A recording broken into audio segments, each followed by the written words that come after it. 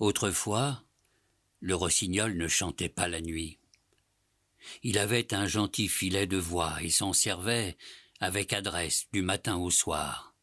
Le printemps venu, il se levait avec les camarades dans l'aube grise et bleue, et leur éveil effarouché secouait les hannetons endormis à l'envers des feuilles de lilas.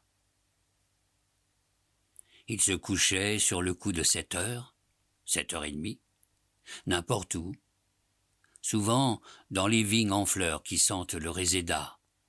Il ne faisait qu'un somme jusqu'au lendemain. Une nuit de printemps, le rossignol dormait debout sur un jeune sarment, le jabot en boule et la tête inclinée, comme avec un gracieux torticolis. Pendant son sommeil, les cornes de la vigne, ces vrilles cassantes et tenaces, dont l'acidité d'oseille fraîche irrite et désaltère, les vrilles de la vigne poussèrent si drues, cette nuit-là, que le rossignol s'éveilla ligoté, les pattes empêtrées de liens fourchus, les ailes impuissantes. Il crut mourir, se débattit, ne s'évada qu'au prix de 1000 peines, et de tout le printemps se jura de ne plus dormir tant que les vrilles de la vigne pousseraient. Dès la nuit suivante, il chanta pour se tenir éveillé. Tant que la vigne pousse, pousse, pousse, je ne dormirai plus. Tant que la vigne pousse, pousse, pousse.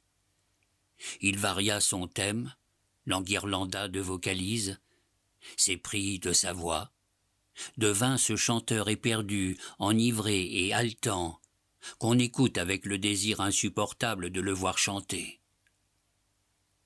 J'ai vu chanter un rossignol sous la lune, un rossignol libre et qui ne savait pas épier. Il s'interrompt parfois, le col penché, comme pour écouter en lui le prolongement d'une note éteinte. Puis il reprend de toute sa force, gonflé, la gorge renversée, avec un air d'amoureux désespoir. Il chante pour chanter. Il chante de si belles choses qu'il ne sait plus ce qu'elles veulent dire.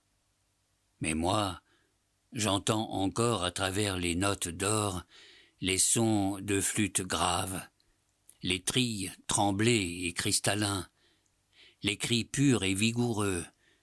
J'entends encore le premier chant naïf et effrayé du rossignol pris aux vrilles de la vigne. Tant que la vigne pousse, pousse, pousse. Cassante, tenace, les vrilles d'une vigne amère m'avaient lié, tandis que dans mon printemps je dormais d'un somme heureux et sans défiance. Mais j'ai rompu, d'un sursaut effrayé, tous ces fils tors qui déjà tenaient à ma chair, et j'ai fui.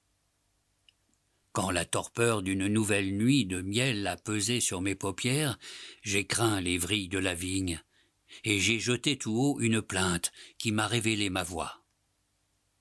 Toute seule, éveillée dans la nuit, je regarde à présent monter devant moi l'astre voluptueux et morose, pour me défendre de retomber dans l'heureux sommeil, dans le printemps menteur où fleurit la vigne crochue. J'écoute le son de ma voix.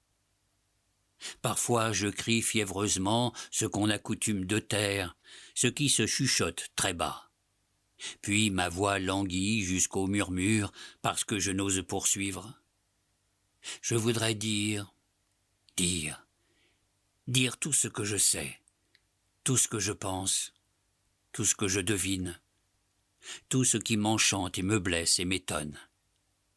Mais il y a toujours, vers l'aube de cette nuit sonore, une sage main fraîche qui se pose sur ma bouche, et mon cri qui s'exaltait redescend au verbiage modéré, à la volubilité de l'enfant qui parle haut pour se rassurer et s'étourdir. Je ne connais plus le somme heureux, mais je ne crains plus les vrilles de la vigne.